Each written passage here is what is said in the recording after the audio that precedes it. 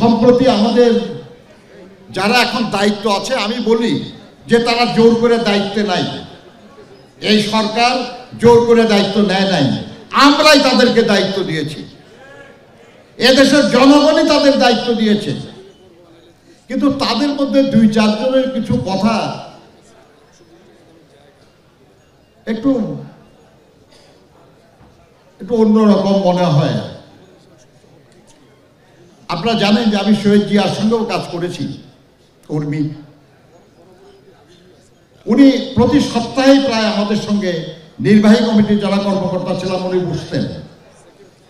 আমাদের ভারপ্রাপ্ত চেয়ারম্যান সাহেব সপ্তাহে একদিন না, কখনো কখনো সপ্তাহে 2-3 দিনও আমাদের সঙ্গে বসেন। একদিন ওরকম ধানমন্ডি অফিসে আমরা মিটিংয়ে বসেছি, তা আমাদের একজন সাংগঠনিক সম্পাদক ছিলেন শাহ আব্দুল হালিম, উনি ইন্তেকাল করেছেন, আল্লাহ বেহেশত নসিব করুন তাকে। জিয়া রহমান সাহেব বলতেছিলেন যে আজকে অনেক পরিশ্রম হয়েছে, আমরা একটু বেশি সময় করব না, জরুরি কিছু বিষয় থাকলে বলেন। হালিম সাহেব হাত তুললেন, জিয়া রহমান সাহেব বলেন, তারা একটু সংক্ষেপে বলেন। বলে স্যার আমি টেলিগ্রাফিক্যালি বলবো। বলে টেলিগ্রাফিক্যালি বলো মানে? বলে স্যার টেলিগ্রাম করে না, ওয়াইফ সিরিয়াস কাম শার্প, ওই রকম সংক্ষেপে বলবো আর কি।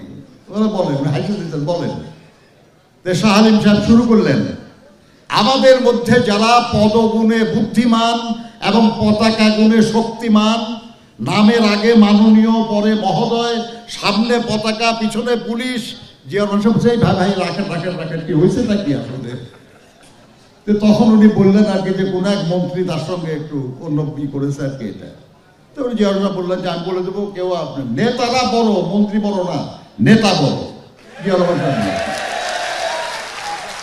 আমরা একটা কথা বলতে চাই আর কি, যে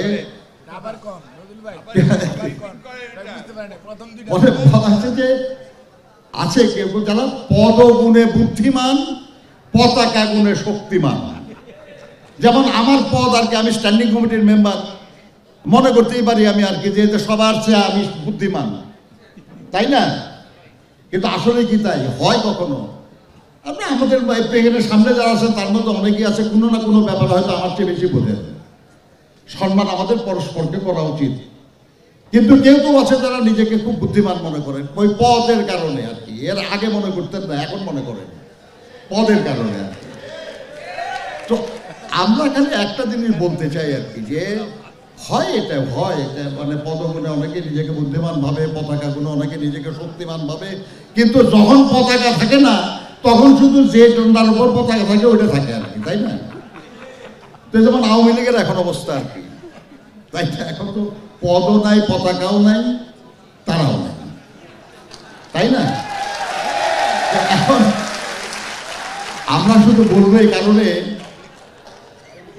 আপনি বিএনপি নেতাদের সম্পর্কে যে কেউ কথা বলবেন একটু চিন্তা করবেন শুধু, যে এই দলটা গত 16 বছর থেকে একটা স্বৈরাচারী সরকারের বিরুদ্ধে অব্যাহতভাবে লড়াই চালিয়ে এসেছে, এবং এই দলের এত মানুষ গুম হয়েছে, খুন হয়েছে, লক্ষ লক্ষ নেতা কর্মীর বিরুদ্ধে মামলা দেওয়া হয়েছে, তারা এত কষ্ট করেছে, এবং এই লড়াইয়ের ধারাবাহিকতাতেই আজকের এই পরিবর্তন। আমি বিশ্বাস করি আর কি যে তাদের সম্পর্কে যে যাই মন্তব্য করেন ওই পদের কারণে করেন না। আমাদের সমালোচনা তো আমাদের অ্যাক্টিং চেয়ারম্যান সাহেব বলেছেন, তো উনি 27 দফা কর্মসূচি দিয়ে বলে দিলেন যে আমরা একটা দিলাম, আপনাদের আর কারো যদি কোনো পরামর্শ থাকে বা কোনো সংশোধনী থাকে আপনারা করতে পারেন। অর্থাৎ উনি বিশ্বাস করেছেন যে আপনারা সবাই, অনেকেই আছেন যারা হয়তো পরামর্শ দিতে পারেন, বুদ্ধি দিতে পারেন। কাজেই আমরা পরামর্শ বুদ্ধি শুনতে চাই আর কি, কিন্তু যিনি দিবেন তিনি ওই পদের গুণে দিয়েন না, পতাকার শক্তিতেও দিয়েন না।